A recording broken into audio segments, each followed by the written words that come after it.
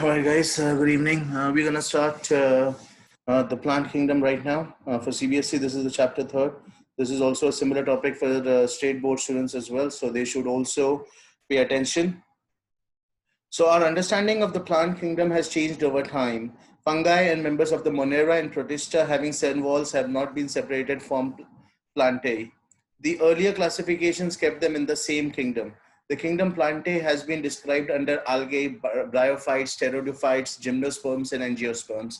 तो पहले हम फंगाई और मोनेरा प्रोटिस्टा के कुछ मेंबर्स को अपना प्लांटे का हिस्सा मानते थे, लेकिन अब हमको समझ गया कि प्लांटे अलग ही एक किंगडम है। और प्लांटे किंगडम में क्या क्या आता है? एल्गे आता है, ब्रायोफाइट्स आता है, टेरिडोफाइट्स आता है, जिम्नोस्पर्म्स आता है और एंजियोस्पर्म्स आता है।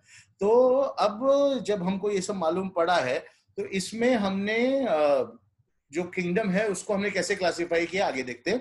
एल्गे में हमने क्लोरोफाइशे, फायोफाइशे और ओडोफाइशे करके तीन सब डिविजन्स किए हैं। ब्रायोफाइट्स में लिवरवर्ट्स, मोजेस, टेरिडोफाइट्स में साइलोफाइटा, लाइकोफाइटा, स्पेनोफाइटा, टेरिडोफाइटा, जिम्नोस्पर्म्स में काइकाडेल्स, कॉनिफेरल्स, जिंकोआल्स और नेटियाल्स, और एंजियोस्पर्म्स में डाइकॉट्स और मोनोकॉट्स। जिम्नोस्पर्म्स मतलब जिम्नो यानी कि नेकेड, तो जिम्नोस्पर्म्स मतलब वो सीड जिनको कवर नहीं है, एंजियोस्पर्म्स मतलब वो सीड जिनको कवर है।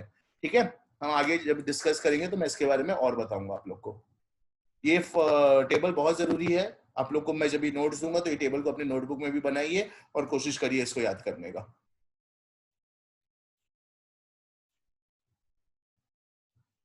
अब कैसे कैसे क्लासिफिकेशन के सिस्टम्स यूज किए जाते हैं ये हम पहले वो पढ़ेंगे।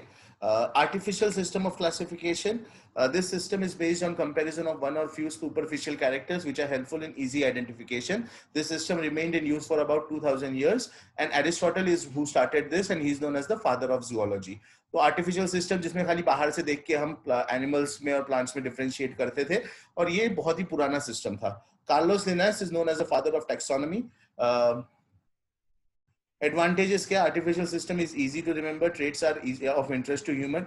डिसएडवांटेज क्या है? This system only uses superficial characters like habits, numbers, colours and shapes of leaves which leads to many organisms group together. They considered mainly the vegetative character or the Androecium character as given by Linnaeus. It does not demonstrate natural and phylogenetic relationships. Phylogenetic क्या होता है? Phylogenetic मैंने कुछ बच्चों को already बताया है। Phylogenetic मतलब वो रिलेशन जो कि इवोल्यूशनरी हो। इवोल्यूशनरी यानी कि कौन सा ऑर्गेनिज्म किस ऑर्गेनिज्म से आया है, ये समझना बहुत जरूरी है, और तभी हम फाइलोजेनेटिक रिलेशंस को समझ सकते हैं। तो फाइलोजेनेटिक रिलेशंस यानी कि वो रिलेशनशिप जो कि इवोल्यूशनरी है, जो कि ये डिस्कस करता है कि कौन सा ऑर्गेनिज्म किस ऑर्गेनिज्म के थ्रू इवॉल्व होके आया है। This give equal weightage to vegetative and reproductive sexual characters. This is not acceptable as vegetative characters are more influenced by the environmental factors. तो आर्टिफिशियल सिस्टम ने इक्वल वेटेज दिया vegetative और reproductive characters को। Vegetative characters यानी कि कैसे वो दिखता है, उसके लीव्स कैसे हैं, या अगर वो एनिमल है तो उसका कलर क्या है, ये सारी चीजों को उन्होंने बहुत सारा इंपॉर्टेंस दिया, जबकि ये सही नहीं था। उनको रिप्रोडक्टिव क्वालिटीज को या इवोल्यूशनरी क्वालिटीज को ज्यादा देना चाहिए था, जो उन्होंने नहीं किया। They separated the closely related species. तो उन्होंने कई सारे closely related species को भी अलग अलग क्लासिफिकेशन में अलग कर दिया, जो कि नहीं करना चाहिए था उन्हें। Now coming to natural system of classification. It is also known as phonetic system of classification. The natural system of classification is based on natural affinities among the organisms. It considers both external and internal features like structure, anatomy, embryology and phytochemistry. तो इसको क्या कहते हैं? इसको हम phonetic system कहते हैं classification का। ये नेचुरल कनेक्शंस के ऊपर डिपेंड करता है। ये दोनों बाहरी और अंदरूनी चीजों के बारे में डिस्कस करता है, जैसे कि उनका स्ट्रक्चर क्या है, एनाटॉमी यानी कि उनके ऑर्गन्स कौन से हैं, एम्ब्रियोलॉजी यानी वो रिप्रोड्यूस कैसे करते हैं, और फाइटोकेमिस्ट्री यानी कि उनका जो केमिकल रिएक्शंस उनके बॉडी में होते हैं वो कैसे होते हैं। इसके क्या एडवांटेज हैं? Only related organisms are kept in a group. Unrelated organisms are kept in separate groups. It shows natural relationship among the organisms. It shows possible origin of different taxa. Taxa यानी कि एक proper species का जो classification है उसको taxa कहते हैं। तो इसके एडवांटेज क्या थे कि सिर्फ जो रिलेटेड है उनको ही एक ग्रुप में रखा जाता था, और जो अनरिलेटेड है उनको अलग ग्रुप्स में रखा जाता था, और जो नेचुरल रिलेशनशिप है ऑर्गेनिजम्स का वही दिखाया जाता था। ठीक है, और इसके वजह से हम इवोल्यूशनरी ओरिजिन्स जो हैं वो भी समझ सकते थे। इसके डिसएडवांटेज क्या है? There is more emphasis given on natural character. इस पे ज्यादा एम्फेसिस किस चीज पे दिया है कि वो कैसे उनकी जो बॉडीज हैं वो किस तरह फॉर्म की गई, उनके नेचुरल बॉडीज के बारे में ज्यादा ये होता था। In this system, several related families are separated and unrelated families are put together. तो बहुत सारे जो फैमिलीज रिलेटेड थे उनको भी अलग करके रख दिया जाता था, और कई सारे अनरिलेटेड फैमिली जिनका कोई रिलेशन नहीं है उनको साथ में रखा गया था। और इसके अंदर कोई इवोल्यूशनरी बेसिस नहीं था, यानी कि इवोल्यूशनरी बेसिस जो है वो निग्लेक्ट हो गया था नेचुरल सिस्टम ऑफ क्लासिफिकेशन में।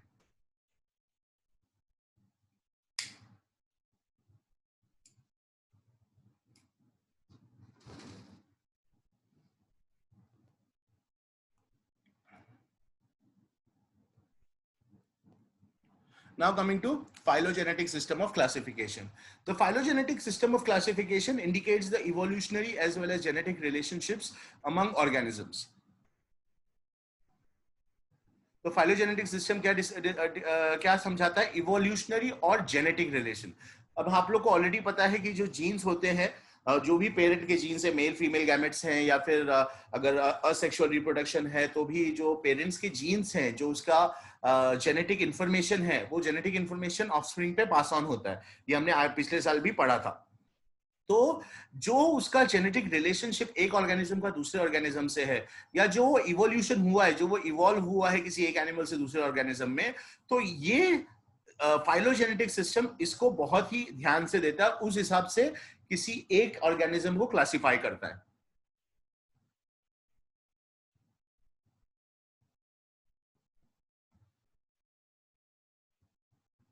This system was is based on fossil records of biochemical, anatomical, morphological, physiological, embryological and genetical. तो ये सिस्टम किस बेस पे? फॉसिल रिकॉर्ड्स पे, क्योंकि ऑब्वियसली आज से 1000 साल पहले कौन से जानवर थे ये तो हमें पता नहीं, लेकिन उनके फॉसिल्स हैं। फॉसिल्स क्या होते हैं? फॉसिल्स मतलब उनके अवशेष जो हमें जमीन के अंदर से मिले, और उस फॉसिल के रिकॉर्ड्स के ऊपर जो उनका बायोकेमिकल रिलेशनशिप है एक दूसरे के साथ, एनाटॉमिकल बॉडी शेप का रिलेशनशिप है, मॉर्फोलॉजिकल जो वो एक फॉर्म से दूसरे फॉर्म में चेंज हुए, फिजियोलॉजिकल जो उनकी बॉडी ऑर्गन्स के सिस्टम्स है, एम्ब्रियोलॉजिकल जो उनका सेक्सुअल रिप्रोडक्शन या असेक्सुअल रिप्रोडक्शन का तरीका है, और जेनेटिकल जो उनकी जेनेटिक इंफॉर्मेशन है, उसमें जो भी रिलेशन है उसको सबको एनालाइज करके ही फाइलोजेनेटिक सिस्टम ऑफ क्लासिफिकेशन बना है।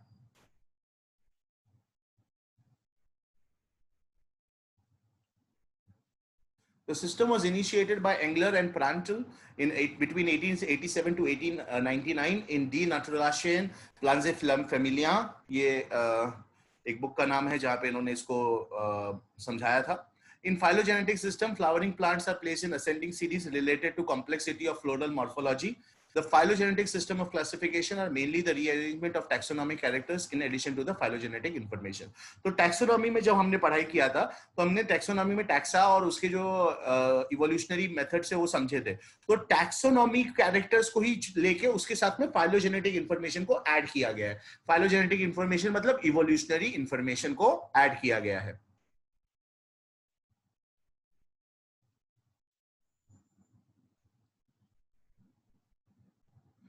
Advantage of phylogenetic system: families and order in this system are of small size. This system is in conformation with the modern views of phylogeny. They use information from various sources to solve problems of classification. Such information became more important in the absence of supporting fossil evidence.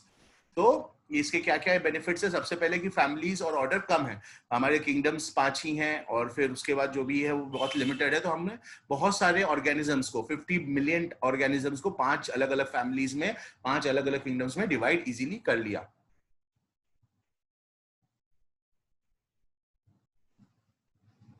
और science ने जो तरक्की की है और उसके base पे जो हमने इवोल्यूशनरी रिलेशंस को समझने का, डीएनए चेक करने का और ये सब करने का जो तरीका है, उसको यूज करते हुए इस सिस्टम को यूज किया गया है। और अगर फॉसिल एविडेंस नहीं भी मिले तो दूसरे सोर्सेस को यूज करके क्लासिफिकेशन के प्रॉब्लम को सॉल्व किया गया है। इसके डिसएडवांटेज क्या है?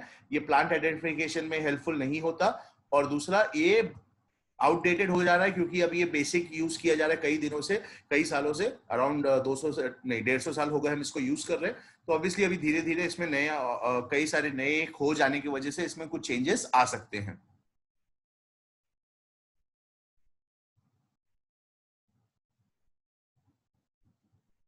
Now coming to taxonomies. For the suitability in studies, various categorizations has been done in taxonomy. Taxonomy में भी कई सारे categorization है. कौन से important है वो हम discuss करेंगे. पहला आता है numerical taxonomy. It is carried out by quantitative assessment of similarities and differences in order to make objective assessments.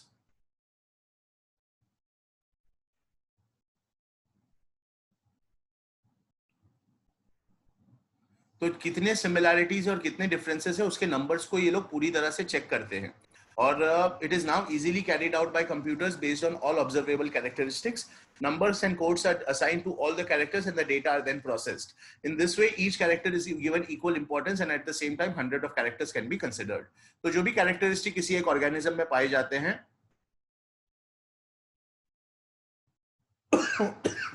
excuse me, जो भी कैरेक्टरिस्टिक किसी एक ऑर्गेनिज्म में पाए जाते हैं तो उन सारे कैरेक्टरिस्टिक्स को ये लोगों ने नंबर्स और अलग अलग कोड्स असाइन किए हैं और फिर उस डेटा को ये लोग प्रोसेस करते हैं कंप्यूटर्स की मदद से. और जब उस डेटा को ये लोग प्रोसेस करते हैं कंप्यूटर की मदद से तो सारे के सारे कैरेक्टर्स को इक्वल इंपॉर्टेंस मिलता है और कई सारे कैरेक्टर्स को ये लोग कंसीडर कर पाते हैं न्यूमेरिकल टैक्सोनॉमी में. ठीक है.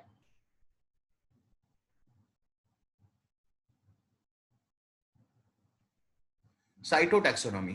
Cytotaxonomy is based on cytological information like chromosome number, structure, behavior, and type of chromosomes.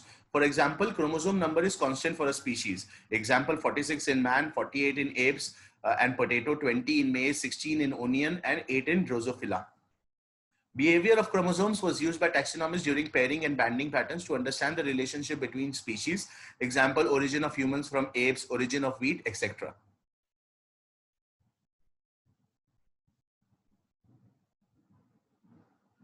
तो साइटोटैक्सोनॉमी क्या करता है? साइटोलॉजिकल इंफॉर्मेशन यानी कि क्रोमोसोम बेसिक इंफॉर्मेशन को यूज किया करता है और क्रोमोसोम नंबर, स्ट्रक्चर और बिहेवियर के हिसाब से ऑर्गेनिजम्स को क्लासिफाई करता है. क्रोमोसोम नंबर किसी भी एक स्पीशीज पे हमेशा सेम रहता है. इंसानों में 46 क्रोमोसोम्स होते हैं, एप्स में और पोटैटोस में 48, मेज में 20 और ओनियन में 16 होते हैं और ड्रोसोफिला में 8 होते हैं. और इस क्रोमोसोम के बिहेवियर को यूज करके ये लोग डिसाइड करते हैं कि कोई दो स्पीशीज के बीच में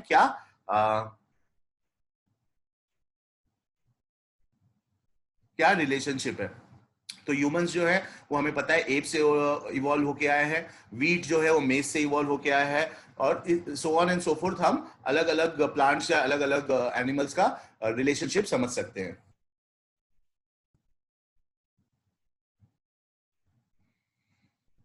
Now coming to chemotaxonomy. It is the system based on the evidences from chemical constituents, enzymes, hormones, proteins, amino acids, etc. Some specific chemicals, usually secondary metabolites, and the chemical nature of proteins have been utilized to establish similarities and relationships. For example, the presence of raphides has been found to be common in 35 families of plants. तो केमोटैक्सोनॉमी क्या करता है? ये एक ऐसा system है जो कि केमिकल कॉन्स्टिट्यूएंट्स यानी कि एंजाइम्स बॉडी में होते हैं, हार्मोन्स होते हैं, प्रोटीन्स होते हैं, इन सबको स्टडी करता है और कुछ स्पेसिफिक केमिकल्स और केमिकल का नेचर जो है उससे डिसाइड करता है कि सिमिलैरिटीज कितने हैं और उसका रिलेशनशिप क्या है. जैसे कि रेफाइड्स जो है वो 35 फैमिलीज में कॉमन है तो फिर वो 35 फैमिलीज को एक ही ग्रुप में डाल दिया जाता है.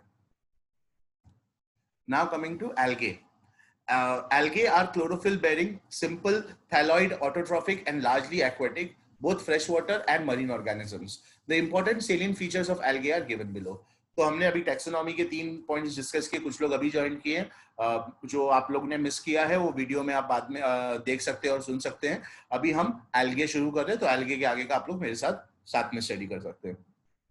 एल्गे क्या है? Algae are chlorophyll bearing, simple, thalloid, autotrophic and largely aquatic, both fresh water and marine organisms. तो एल्गे क्या है? क्लोरोफिल बेयरिंग है यानी कि उनके पास क्लोरोफिल है यानी कि वो खुद का खाना खुद बनाते हैं. ऑटोट्रॉफिक है, ऑब्वियसली खुद का खाना खुद बनाते हैं. क्लोरोफिल बेयरिंग है यानी कि वो उनके पास क्लोरोफिल है. थैलॉइड है, थैलॉइड मतलब कि वो प्लांट बॉडी है. सिंपल है यानी कि उनका जो स्ट्रक्चर है वो कॉम्प्लेक्स नहीं है. और एक्वेटिक है यानी कि ज्यादातर पानी में पाए जाते हैं, दोनों फ्रेश वाटर यानी नदियों में, लेक्स में, और मरीन यानी कि समंदर में पाए जाते हैं.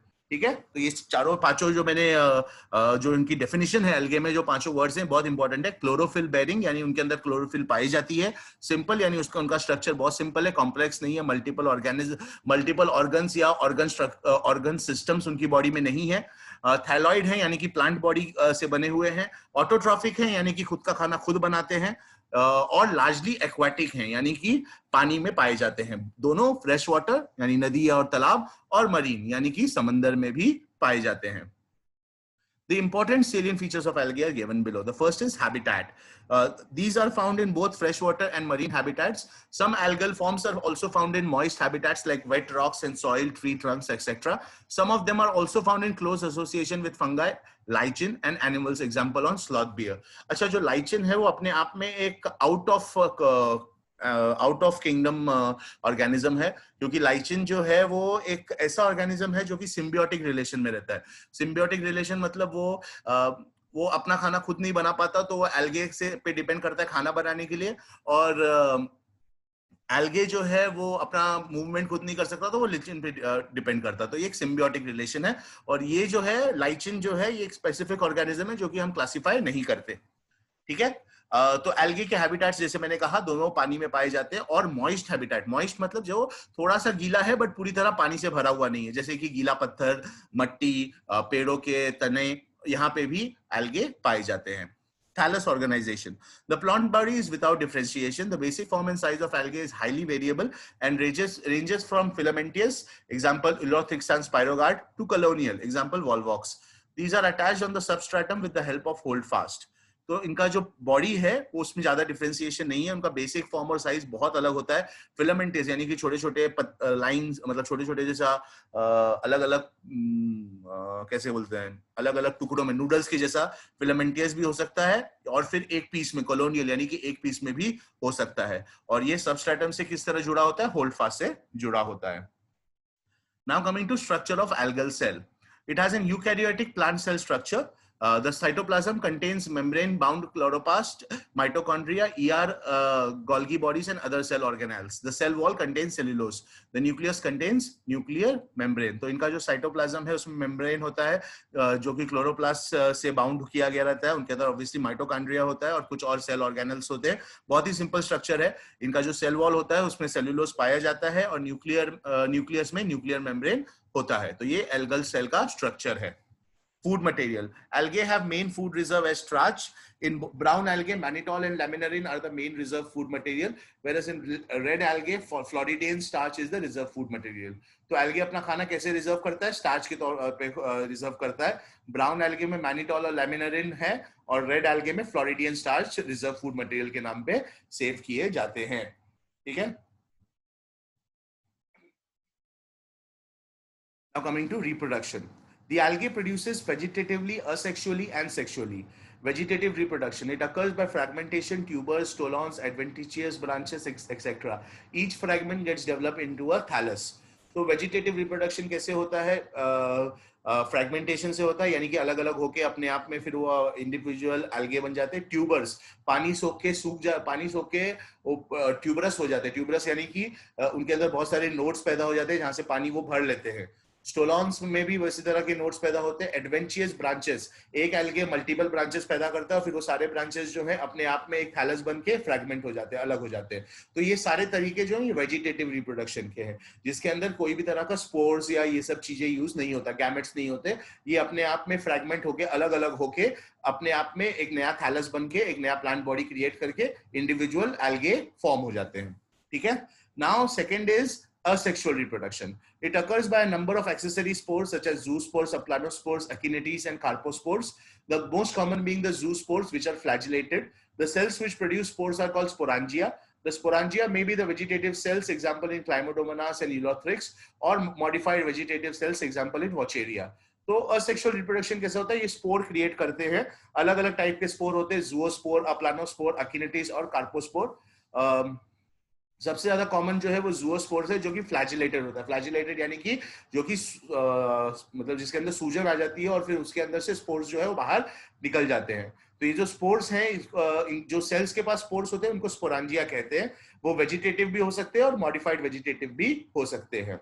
अच्छा, एल्गे सेक्सुअल रिप्रोडक्शन भी करता है। It occurs by fusion of two gametes on the basis of morphology of reproductive cells. Sexual reproduction is of two types: isogamy. In this method, two morphologically similar gametes fuse to form a zygote, example Spirogyra. Heterogamy. In this process, fusion occurs between morphologically as well as physiologically different gametes. It is of two types: Anisogamy, it is a fusion of structurally dissimilar gametes which differ in size and behavior. Male gamete is more active and female gamete is less active and bigger in size. Some species of Chlamydomonas does anisogamy. And oogamy, in this process, the male gamete is motile, active, small, and without reserve food. The female gamete is bigger, passive, non-motile, and laden with food. Example, volvox and fucus. तो ये थोड़ा सा confusing है, मैं फटाफट समझाऊंगा, समझने की कोशिश करो, कोई डाउट रहेगा तो मुझे बताना। सेक्सुअल रिप्रोडक्शन में पहले दो टाइप है, आइजोगमी और हेट्रोगमी। आइजोगमी में वो एक ही एल्गे अपने अंदर ही दोनों गैमेट्स को फ्यूज करता है और जाइगोट बना देता है। हेट्रोगमी में ये दो अलग अलग एल्गे के फ्यूजन से नया जाइगोट फॉर्म होता है। अच्छा, हेट्रोगैमी के भी दो टाइप है, एक है एनिसोगैमी जिसमें दो ऐसे एल्गे जो कि स्ट्रक्चरली भी डिसिमिलर है, यानी स्ट्रक्चरली भी अलग हैं, बट और साइज और बिहेवियर में भी अलग होते हैं। मेल गैमेट एक्टिव होता है और फीमेल गैमेट एक्टिव नहीं होता, और ये कहाँ पाया जाता है? क्लाइमोडोमोनास में। और ऊगैमी में क्या होता है? ऊगैमी में मेल गैमेट छोटा होता है, उसके पास रिजर्व फूड नहीं होता, और फीमेल गैमेट के पास रिजर्व फूड होता है। और वो ये कौन से एल्गेस में पाया जाता है? वॉल्वॉक्स और फ्यूकस में। ये बहुत इंपॉर्टेंट है गाइस, इस पे क्वेश्चंस आ सकते हैं। Embryo and life cycle. An embryo stage is not present. Life cycle is haplontic, diplontic, diplohaplontic, haplohaplontic, etc. An alternation of generation occurs in diplohaplontic life cycle. तो embryo जो है वो embryo नहीं बनता, इसमें एम्ब्रियो स्टेज प्रेजेंट नहीं है। और लाइफ साइकिल जो होती है, जो एल्गे का जाइगोट फॉर्म होता है उसकी जो लाइफ साइकिल होती है वो चार इसमें होती है। एक होता है हैप्लॉन्टिक, और फिर आता है डाइप्लॉन्टिक, डाइप्लोहैप्लॉन्टिक और हैप्लोहैप्लॉन्टिक।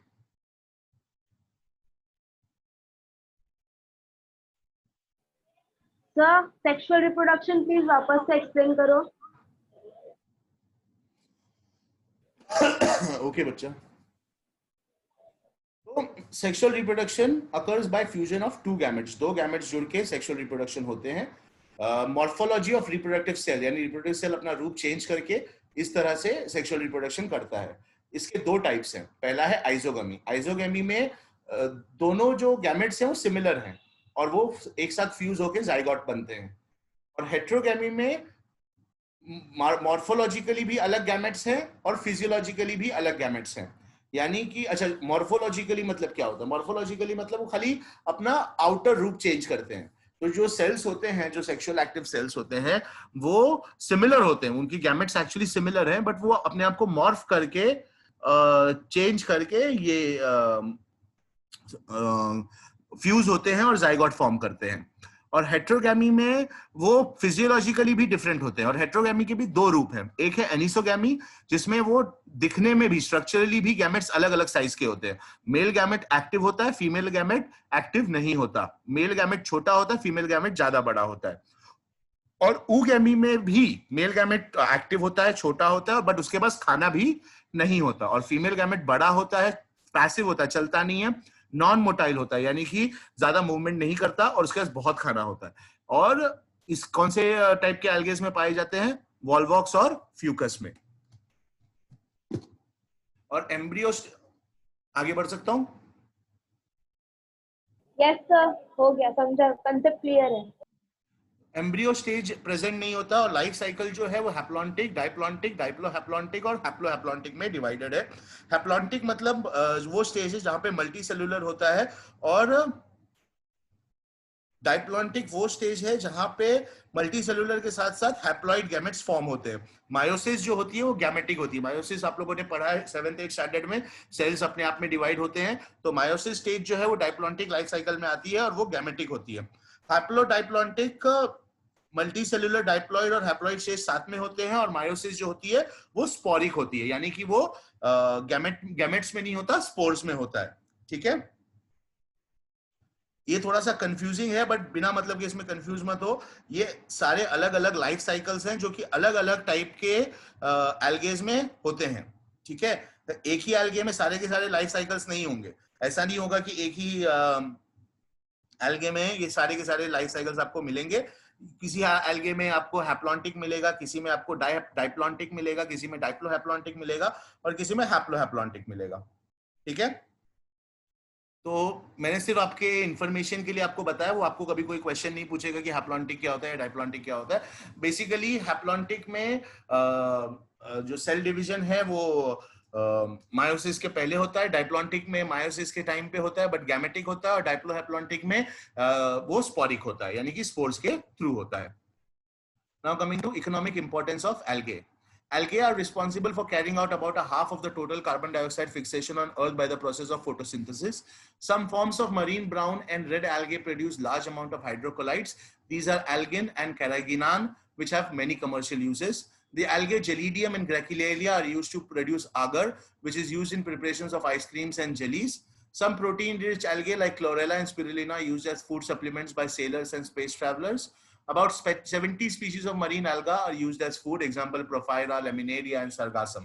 तो algae के क्या क्या यूजेस हैं? सबसे पहला, दुनिया भर में जितना भी कार्बन डाइऑक्साइड फिक्सेशन होता है फोटोसिंथेसिस का, उसका 50% जो है वो algae अपने आप करते हैं, यानी कि सारे ट्रीज, सारे प्लांट्स जितना करते हैं उससे 50% algae अपने आप करते हैं। और algae हम लोग उगाते भी नहीं, algae अपने आप फॉर्म हो जाते हैं।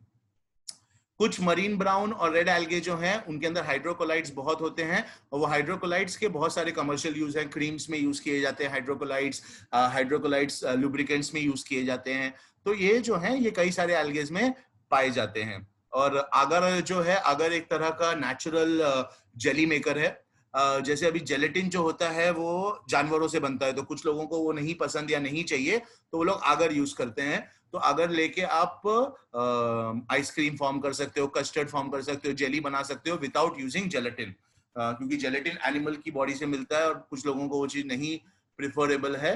तो इस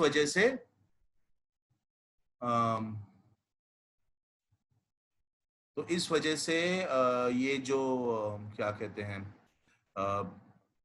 गैलीडियम और ग्रैकेलिया का जो है वहां से ये एगर जो है वो फॉर्म किया जाता है।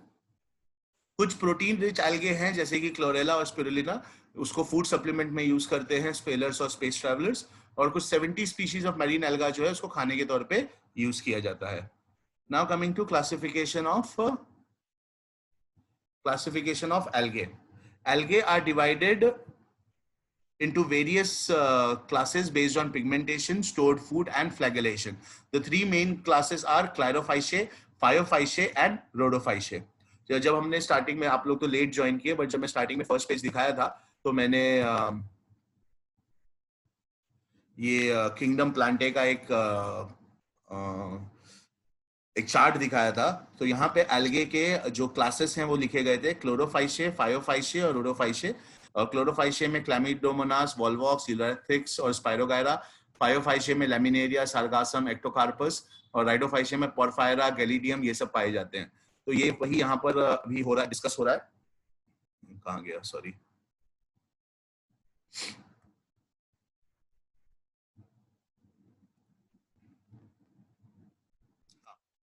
तो क्लोरोफाइशिया जो क्लास है उसको ग्रीन एल्गे कहते हैं। Members of Chlorophyceae are called green algae.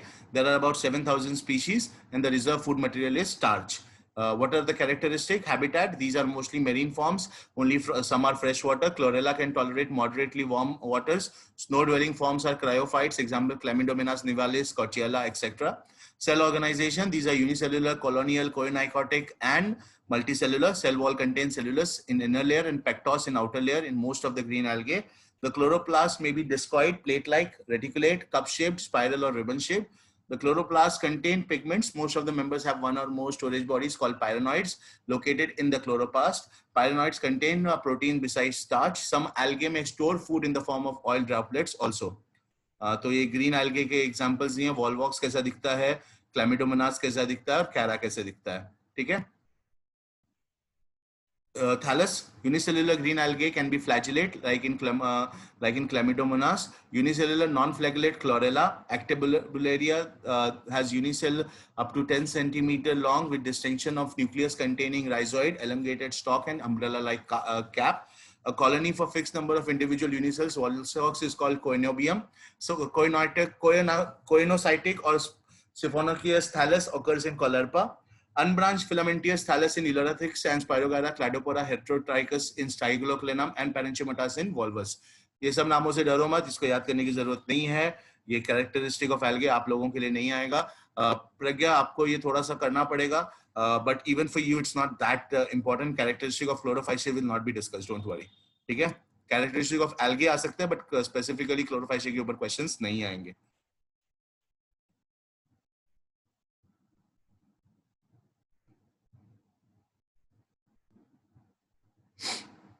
Reproduction, the members of Chlorophycia reproduce vegetatively, asexually and sexually.